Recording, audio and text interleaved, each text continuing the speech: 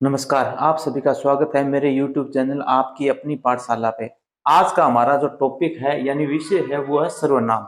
आज हम हिंदी भाषा में सर्वनाम के बारे में पढ़ेंगे। तो चलिए शुरू करते हैं। वाक्य में संज्ञा की पुनरुक्ति को दूर करने के लिए संज्ञा के स्थान पर प्रयोग किए जाने वाले शब्दों को सर्वनाम कहते हैं। जैसे कविता विद्यालय जाती है, वह वहां पढ़ती है। इन दो वाक्यों के अंदर पहला जो वाक्य है उसके अंदर कविता और विद्यालय शब्द संज्ञा शब्द है और उसके स्थान पे दूसरे वाक्य में जो प्रयुक्त शब्द है वो है वह और वहां। यानी कविता के स्थान पे वह और विद्यालय के स्थान पे वहां शब्द प्रयुक्त किया गया है। तो ये जो दोनों शब्द है वह और वहां, ये दोनों सर्वनाम है। इनका प्रयोग क्यों किया जाता है? इनका प्रयोग इसलिए किया जाता है कि किसी संज्ञा शब्द की बार बार पुनरुक्ति ना हो। अगर मान लीजिए इसकी जगह अगर हम ऐसे पढ़ते कविता विद्यालय जाती है, कविता विद्यालय में पढ़ती है, क्या सही था? नहीं। क्या हम ऐसे ही बार बार बोलेंगे? इसलिए कविता विद्यालय जाती है, वह वहां पढ़ती है। एक ही संज्ञा शब्द की पुनरुक्ति बार बार ना हो इसलिए उनके स्थान पे सर्वनाम शब्द का प्रयोग किया जाता है। बात करते हैं सर्वनाम के प्रकार पे। सर्वनाम 6 प्रकार के होते हैं। पुरुषवाचक सर्वनाम, निश्चयवाचक सर्वनाम, अनिश्चयवाचक सर्वनाम, प्रश्नवाचक सर्वनाम, संबंधवाचक सर्वनाम और निजवाचक सर्वनाम। अब हम इन प्रकारों को एक एक करके हल करेंगे उदाहरण सहित। सर्वनामों के प्रकार में जो सबसे पहला प्रकार है वो है पुरुषवाचक सर्वनाम। जिन सर्वनामों का प्रयोग बोलने वाले, सुनने वाले या अन्य किसी व्यक्ति के स्थान पर किया जाता है उन्हें पुरुषवाचक सर्वनाम कहते हैं।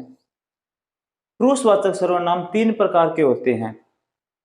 ये 3 प्रकार इसी आधार पे होते हैं, बोलने वाला, सुनने वाला और कोई तीसरा व्यक्ति। अगर मान लीजिए मैं आपसे बात कर रहा हूं या आपको कुछ बता रहा हूं तो मैं पहला व्यक्ति हो गया यानी बोलने वाला हो गया, आप हो गए सुनने वाले। और अगर मैं और आप अगर किसी तीसरे व्यक्ति के बारे में बात करते हैं तो हो गया अन्य व्यक्ति।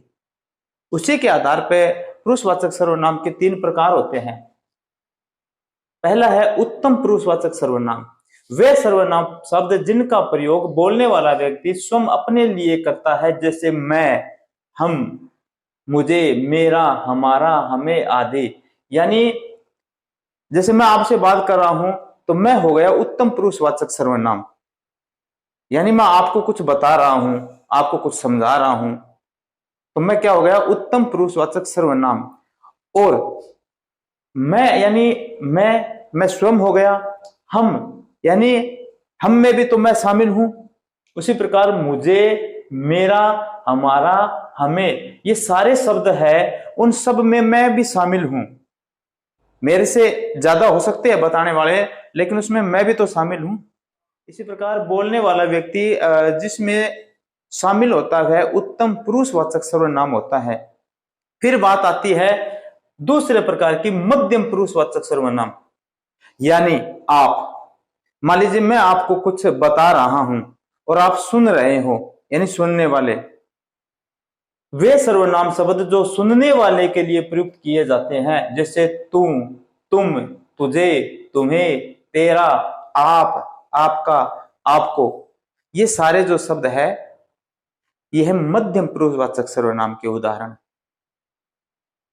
अगर मैं और आप दोनों मिलकर किसी तीसरे व्यक्ति के बारे में बात करते हैं जो यहां मौजूद नहीं है या जो यहां मौजूद हो भी सकता है हमारे आसपास है, तो उसको कहते हैं अन्य पुरुषवाचक सर्वनाम।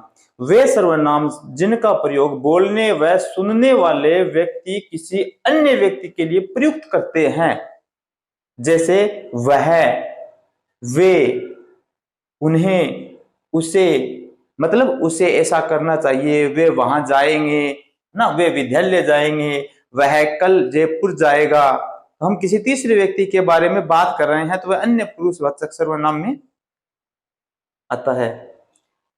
इसके अलावा उसका, इसका आदि। तो इस प्रकार सर्वनाम का जो पहला प्रकार है वो है पुरुषवाचक सर्वनाम। और पुरुषवाचक सर्वनाम 3 प्रकार के होते हैं। ये 3 प्रकार बोलने वाले व्यक्ति, सुनने वाले व्यक्ति और किसी तीसरे व्यक्ति के आधार पे 3 प्रकार पुरुषवाचक सर्वनाम के होते हैं। पहला है उत्तम पुरुषवाचक सर्वनाम, बोलने वाला व्यक्ति। दूसरा है मध्यम पुरुषवाचक सर्वनाम, यानी सुनने वाला। तीसरा है अन्य पुरुषवाचक सर्वनाम, यानी बोलने वाला और सुनने वाला व्यक्ति दोनों किसी तीसरे व्यक्ति की बात कर रहे हो तो वो आएगा अन्य पुरुषवाचक सर्वनाम में। अब देखते हैं सर्वनाम का दूसरा प्रकार, निश्चयवाचक सर्वनाम। वे सर्वनाम जो किसी निश्चित व्यक्ति या वस्तु का बोध कराते हैं उन्हें निश्चयवाचक सर्वनाम कहते हैं। जैसे यह, वह, इस, उस, ये, वे आदि। जैसे उदाहरण देखते हैं, वह आपकी घड़ी है, यानी जिस घड़ी का जिक्र हो रहा है वो हमारे सामने है, निश्चित है, स्पष्ट हमें दिखाई दे रही है। उसी प्रकार यह मेरा घर है, यानी मैं घर की तरफ इशारा करके जो मेरे सामने है, जो मुझे दिखाई दे रहा है, उसकी तरफ इशारा करके कहता हूं कि यह मेरा घर है, यानी निश्चित है, जो वस्तु है वो हमारे सामने है, निश्चित है, दिख रही है, तो वो होता है निश्चयवाचक सर्वनाम। तीसरा जो प्रकार है वो अनिश्चयवाचक सर्वनाम। वे सर्वनाम शब्द जिनसे किसी निश्चित वस्तु या व्यक्ति का बोध नहीं होता बल्कि अनिश्चय की स्थिति बनी रहती है, उन्हें अनिश्चयवाचक सर्वनाम कहते हैं। जैसे कोई जा रहा है, वह कुछ खा रहा है, किसी ने कहा था।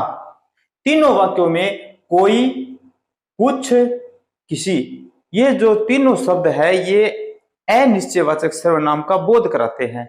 जैसे कोई जा रहा है, यानी कोई जा रहा है लेकिन ये निश्चित नहीं है कि कौन जा रहा है। उसी प्रकार वह कुछ खा रहा है, मान लीजिए कोई बच्चा है, वो कुछ खा रहा है लेकिन हमको उसका मुंह हिलता हुआ दिख रहा है, जिससे हम केवल अनुमान लगा रहे हैं कि वह कुछ खा रहा है, लेकिन हमें ये तो नहीं पता कि वह खा क्या रहा है, तो ये अनिश्चय सर्वनाम है। वैसे उसी प्रकार किसी ने कहा था, किसी ने कहा था, कोई बात है जिसका जिक्र अभी चल रहा है तो बताने वाला कह रहा है कि किसी ने कहा था। ये निश्चित नहीं है कि किसने कहा था, क्योंकि उसने भी किसी दूसरे के मुख से सुनी होगी, तो वह कह रहा कि किसी ने कहा था। ये था सर्वनाम का तीसरा प्रकार, अनिश्चित सर्वनाम। अब देखते हैं चौथा प्रकार। सर्वनाम का चौथा प्रकार है प्रश्नवाचक सर्वनाम। जैसे नाम से ही ज्ञात है, प्रश्नवाचक, यानी वाक्य को प्रश्नवाचक बना रहा है। वे सर्वनाम जो प्रश्न का बोध कराते हैं उन्हें प्रश्नवाचक सर्वनाम कहते हैं। जैसे कौन गाना गा रही है, यानी कौन गाना गा रही है, ये प्रश्नवाचक हो गया, तो आगे प्रश्नवाचक चिन्ह लगा दिया। उसी प्रकार वह क्या लाया, ये भी प्रश्नवाचक है। यह किसकी पुस्तक है, ये भी प्रश्नवाचक है। इस प्रकार कौन कौन से शब्द ऐसे होते हैं जिनसे प्रश्नवाचक वाक्य बनता है, जैसे कौन, क्या, किसकी आदि जो शब्द है, जिससे हमें पता लग जाता है कि प्रश्नवाचक वाक्य है। अब देखते हैं सर्वनाम के 5वें प्रकार पर, संबंधवाचक सर्वनाम। जैसा नाम वैसा काम, यानी दो शब्दों का आपस में संबंध बनाना। वे सर्वनाम जो दो पृथक पृथक बातों के स्पष्ट संबंध को व्यक्त करते हैं उन्हें संबंधवाचक सर्वनाम कहते हैं। जैसे जो, सो, जितना, उतना, जिसकी, उसकी आदि, ये जोड़े में होते हैं, इनके दो दो का जोड़ा होता है। जैसे जो पढ़ेगा सो पास होगा, यानी जो पढ़ेगा वही पास होगा, नहीं पढ़ेगा तो नहीं होगा।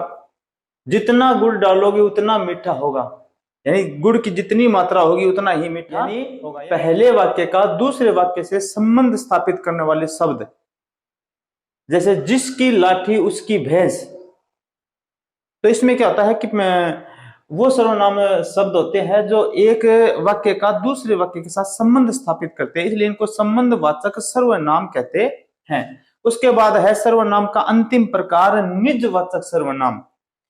वे सर्वनाम जिससे बोलने वाला कर्ता स्वयं अपने लिए प्रयुक्त करता है उन्हें निजवाचक सर्वनाम कहते हैं। जैसे आप, अपना, स्वयं, खुद आदि, यानी जिसका कार्य है उसको ही कार्य करने के लिए कहा जाता है। जैसे मैं अपना खाना बना रहा हूं, यानी मैं खुद ही मेरा खाना बना रहा हूं। तुम अपनी पुस्तक पढ़ो, यानी तुम अपनी पुस्तक पढ़ो। मैं अपना, तुम अपनी, यानी जिसका काम है उसके साथ इस संबंध स्थापित करना। तो ये है 6 प्रकार के सर्वनाम।